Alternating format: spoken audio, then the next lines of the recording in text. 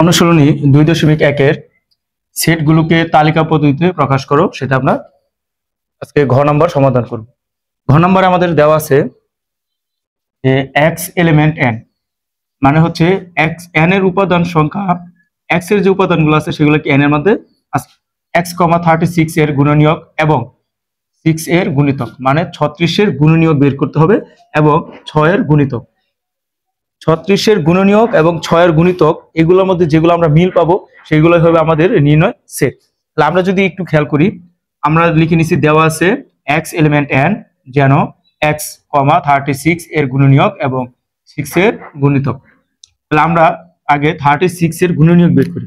36 এর গুণনীয়ক গুলো আমরা যদি বের করতে চাই, বের করা যায়, আমরা লিখতে পারি 1 × 36। আমরা যদি 1 দিয়ে 36 এর ভাগ করি তাহলে আমাদের কি ভাগশেষ কি শূন্য আসবে। তাহলে আবার আমরা এটা লিখতে পারি 2 × 18। হ্যাঁ, আমরা জানি কি 36 দুগুণে 18। আবার 3 দিয়ে করা যায়, 3 × 12। আমরা কত ভাবে এটারে ভাঙতে পারি সেটা। তাহলে আমাদের 12। আবার লেখা যায় 4 × 9। 5 দেওয়া যায় না, আমরা 6 লিখতে পারি, 6 × 6। তাহলে আমরা 36 এর গুণনীয়ক যদি লিখি, আমরা অতএব 36 এর গুণনীয়ক সমূহ, 36 এর গুণনীয়ক সমূহ আমরা কি পাইলাম? আমরা পাইলাম 1 2 3 4 6। 6 ডাবল আছে, আমরা একটা লিখবো, দুইটা লেখার কোনো দরকার নেই। এবং 9, তারপর আছে 12, তারপর আছে 18, তারপর আছে 36। এই পাইলাম আমরা হচ্ছে 36 এর গুণনীয়ক সমূহ। এখন আমাদের 6 এর গুণিতক, গুণিতক মানে হচ্ছে নামতা, মানে আমরা 6 এর নামতা লিখলে হইতেছে আমাদের 6 এর গুণিতক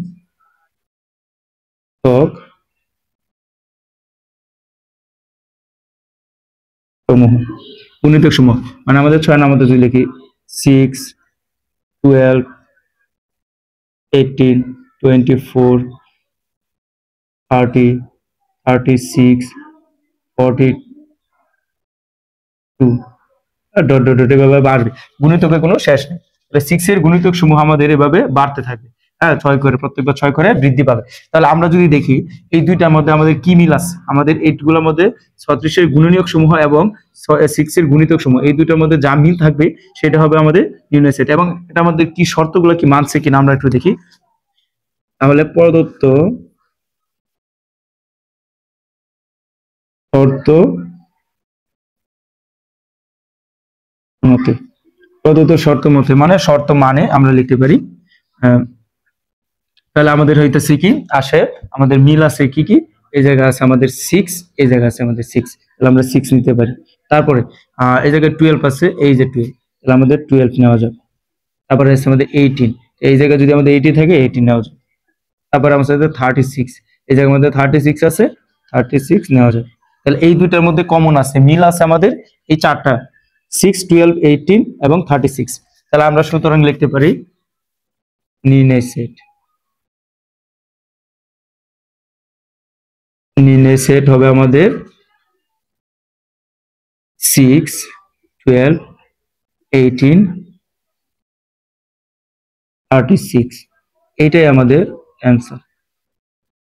তাহলে আরেকবার যদি খেয়াল করি, আমাদের কি করতে হবে, 36 এর গুণনীয়ক সমূহ বের করে নিতে হবে, তারপরে 6 এর গুণিতক সমূহ লিখতে হবে এবং প্রদত্ত শর্ত মতে এবং শর্ত মানে মতে বা শর্ত মানে আমাদের লেখা যায়, লিখতে পারি। তাহলে আমাদের 6 এবং 6, এই জায়গায় 12 12 এর মানতেছে, যে মিল আছে যেগুলা 18 18 আমরা লিখলাম, 36 এবং এই জায়গায় 36, আর কোনোটা মিল নাই এবং আর কি নেওয়া যাবে না। তাহলে সুপ্রদত্ত শর্ত মতে আমাদের এইগুলো মানতেছে, তাহলে আমরা লিখতে পারি নির্ণয় সেট আমাদের 6 12, এই জায়গায় একটু ভাঙা অংশ আছে দেখে নেবেন, 18 36, এটা হচ্ছে আমাদের অ্যান্সার।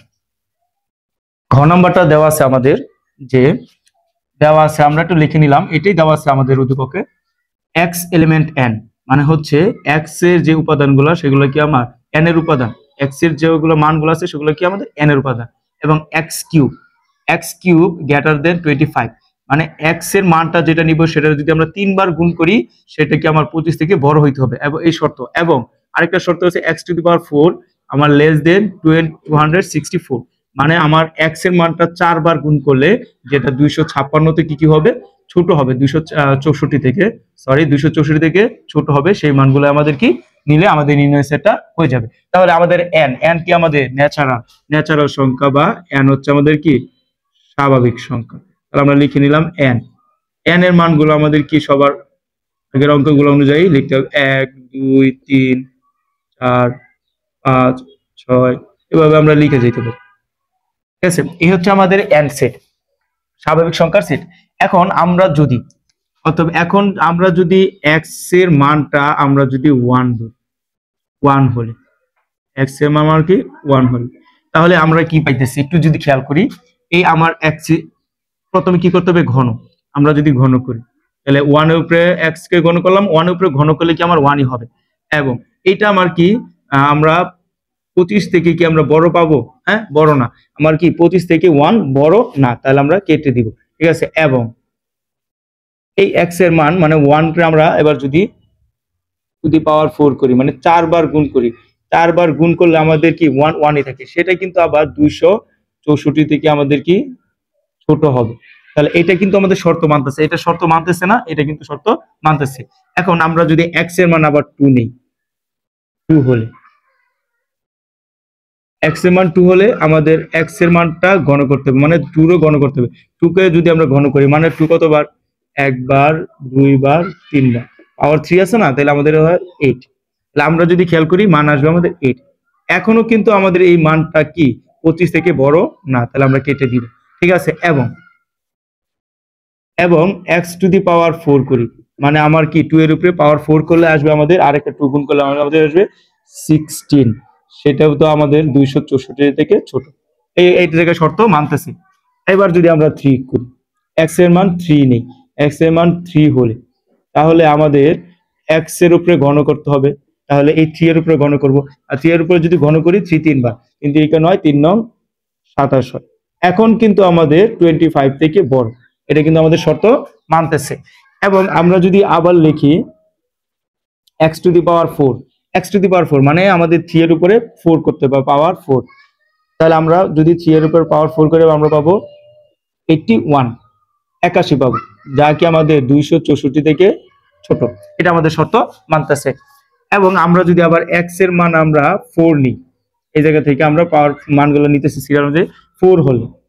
4 হলে আমাদের কত আসবে, আমরা একটু যদি দেখি খেয়াল করি, x এর উপরে যদি আমরা ঘন করি, হ্যাঁ মানে পাওয়ার 4 আমরা 3 দিলাম, তাহলে 4 এর উপরে যদি আমরা ঘন করি, 4 এর ঘন করলে হবে আমাদের 64, যা কি আমাদের 25 থেকে বড়, তাহলে এটাও শর্ত মানতেছে। এবং আমরা যদি x টু দি পাওয়ার 4 করি, তাহলে আমার এই 4 এর উপরে আমার কি পাওয়ার 4 দিতে হবে, মানে 4 কতবার, আবার বলতেছি যার উপরে পাওয়ার যত তার ততবার গুণ, তাহলে আমাদের এত, এই যে 4 4 16, 4 4 16 যদি গুণ করি আমরা পাবো কত, একটু যদি খেয়াল করি আমরা নিচে গুণ করি, হ্যাঁ 6 6 36, 6 হাতে আছে 3, 6 কে 6 আর 3 9, এই 1 গড় বাদ, 6 কে 6 1 1 1, এই পাইলাম আমরা 6 9 6 15 5 হাতে আছে 1 1 আর 1 2, 256। তাহলে এটাও কিন্তু আমাদের এই জায়গায় 256 যদি নেই, তাহলে কিন্তু আমাদের শর্ত মানতেছে। তাহলে এই জায়গায় শর্ত মানতেছে, এই জায়গায় শর্ত মানতেছে। এখন যদি আমরা x টু দি পাওয়ার 5 নিই, x সমান 5 নেই, 5 হলে আমাদের কত আসে আমরা একটু খেয়াল করি, x কিউব মানে কি 5 এর উপরে কিউব করা, মানে 5 হচ্ছে আমাদের কতবার, 3 বার, 3 5 আমরা 3টা 5 একসাথে গুণ করলে আমরা পাবো 125, 2টা 5 গুণ করলে হয় 25, আর 5 দিয়ে গুণ করলে হয় 125, তাও কি আমাদের এই শর্ত মানতেছে, 25 থেকে বড় হইতেছে। এবং আমরা এই জায়গায় যদি একটু খেয়াল করি, x এর পাওয়ার 4 মানে আমার 5 এর উপরে 4 করতে হবে, 5 এর উপরে যদি 4 করি আমরা পাবো 625। আমরা ওইটা একটু দেখে নিব, যাদের ক্যালকুলেটরের মাধ্যমে আমরা কাউন্ট করে নিব যাতে ভুল না হয়। তাহলে আমাদের x এর মান 4 যদি পাওয়ার 4 দিই, তাহলে 5 এর উপর আমার 4 দিতে হবে, তাহলে আমরা 5 এর উপর 4 দিলে আমাদের আসবে কত, 625, যা কিনা আবার আমাদের 264 থেকে কি বড়, তাহলে এটা কি আমাদের শর্ত মানতেছে না। তাহলে এই জায়গায় আমরা যদি খেয়াল করি, আমাদের এই যে 3 x এর মান 3 নিলে আমাদের দুইটা শর্তই মানতেছে। এক্স এর মান 4 নিলে আমাদের কিন্তু দুইটা শর্তই মানতেছে। এর উপরে আমরা 2 নিলে এই জায়গায় শর্ত মানে না, এই জায়গায় মানে, আবার 5 নিলে এই জায়গায় মানে কিন্তু এই জায়গায় শর্ত মানে না, তাহলে আমাদের আর নেওয়া যাবে না। আমাদের দেখা যায় 3 এবং 4, 3 এর ঘন করলে এবং টু দি পাওয়ার 4 করলে আমাদের শর্ত মানে এবং 4 এর করলে মানে, তাহলে আমাদের সেটটা হবে 3 আর 4। আমরা লিখতে পারি সুতরাং অতএব নির্ণয় সেট, নির্ণয়ের সেট হবে আমাদের কত, 3 4। এইটাই আমাদের অ্যান্সার।